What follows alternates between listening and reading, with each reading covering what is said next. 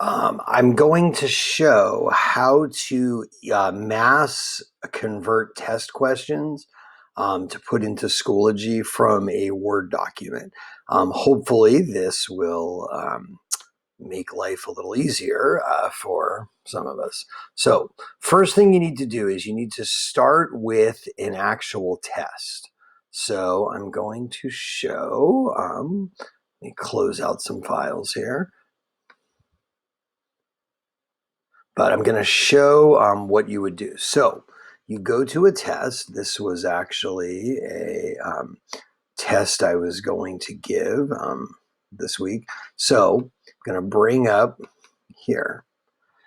Now, once you get the test open in Word, you go to your questions. Okay, now this is a technique I'm going to show you is for multiple choice questions. So we will go, here we go. So now you just grab the test that you need. If the question has a stimulus like a cartoon or prompt, that's a slight bit more involved. But for now, let's just take these 5 questions. So you only want to grab where the numbers are and then literally the choices. Then we're going to copy them. Go edit, copy, or Command C or Control C on Mac or PC. Then we go over back to Chrome. Now the website for this, it's called Blackboard Test Converter, which is right, oh, I just saw it, it was hiding. It is, hang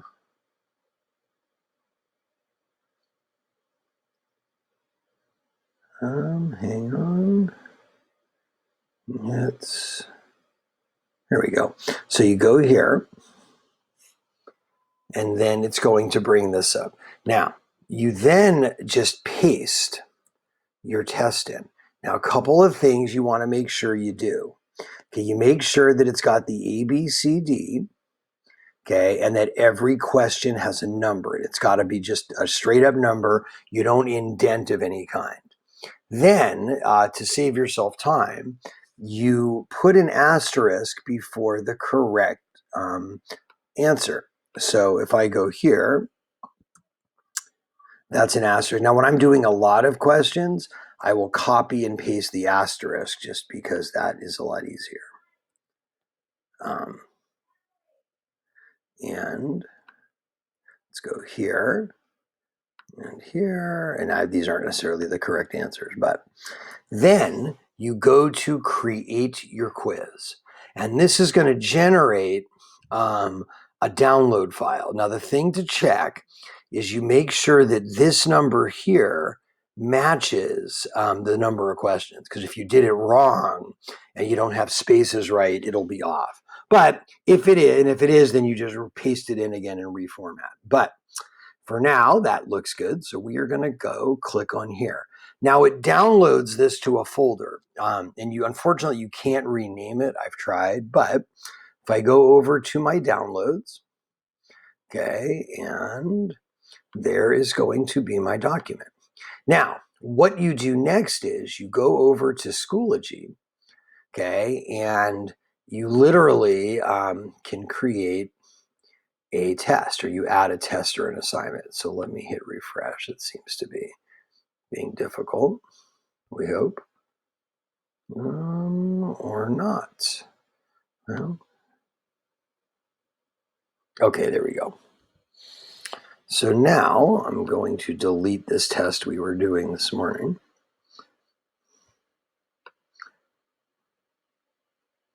You can also do this in resources, but let's keep it simple for now. So you go over here and you say add test or quiz. Now, you give the quiz your name, so let's call it practice quiz. And then you would say, let's say we'll put it in ungraded. Call it, say each question's worth 2 points, so we'll call it worth 10 points. You can always change this later if the numbers of question change. If you want to give it a due date, you can. I'm not going to here, but, and then you go to create. Now, once you are in the setup menu for Schoology, you have some choices to make a quiz. You can go to settings, Okay, and then you can, I sometimes forget to do this, you turn it on, or you can turn it on for a specific time. You can give it a time limit or not, that depends. Usually I only attempt them one time. You can actually randomize the order of the questions. Now this works if you don't have like a stimulus attached to them. It's like a cartoon, like I said, a primary source. AP does a lot of that. Okay. I usually let them review the questions before they hit submit. And the only reason you'd make it resumable, although maybe if you're doing it remotely, you don't, but when they're in class, in case they crash out of it. But you can say no for this now. And then if you make them view the submissions, if you say no, they don't see anything. If they say yes, it shows them which ones they missed, but it won't show them the correct answer. But if you say yes with correct answers, that's fine.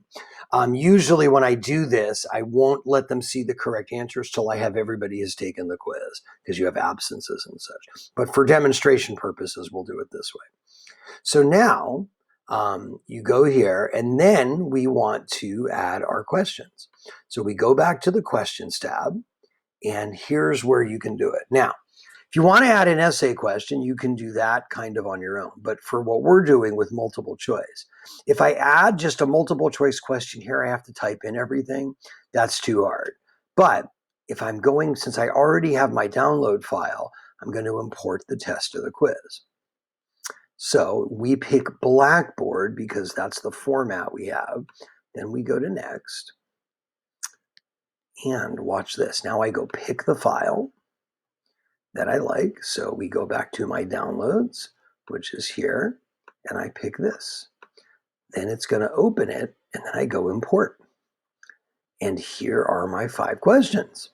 Now, if I want to do a couple things to the question, I can do. So I can go add this, and it notice the correct answer is highlighted. Now, I can also do a thing here where if I want to randomize the choices, when the students go to it, this is like to prevent cheating, the choices would be scrambled for them. Okay, but for now, we're just going to go save the question. And this is what you can also do this for, add this to Lockdown Browser.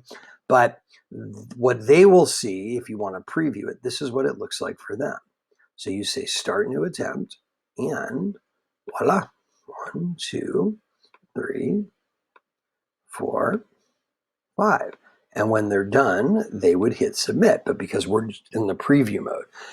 And when they're done, it actually, it will can show you what the scores look like. So for now, we're going to leave our quiz here, but I can show you what a finished one looks like. This is one that I did earlier in the semester with them. So if I go up here to the executive branch, and, it's in assignments, and watch this. So I go here. Now, what can make this useful? These are scored, but I had a question I had to score manually. But if I go to results, I can either see by student, in which case I can see, let's take a look at Erica. And if I go over to view, I can see her questions, and I can see which questions she got right. And this is what Erica will see if I allow for the correct answers. Okay. Now, if you have a stimulus like this quote, to put that in the document, you actually have to manually do it question by question. It can be done, it's just a little more time consuming. So let us go see at the bottom. Now, this is from Erica. So this question had a rubric. So I scored this. We're not seeing that here, but I gave Erica points because she did it as a makeup. But you could actually score it. Another useful way when there's writing, though, is if you want to see the results, you can go view by question. Then if I go down to my writing question, I can see all of the responses. So, see, and I can see. So this one, Nathan or Dudley got this, and you can see now you can put more details in the rubric. I didn't here, but and you can see all. So I like grading the writing this way because it's just I see everybody's answers all together, makes it easy to normalize them.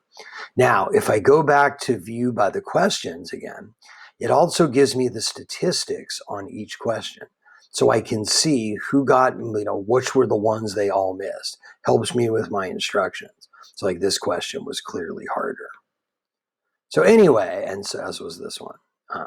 So those are just kind of some of the useful things you can do with, importing the test and even doing your test this way.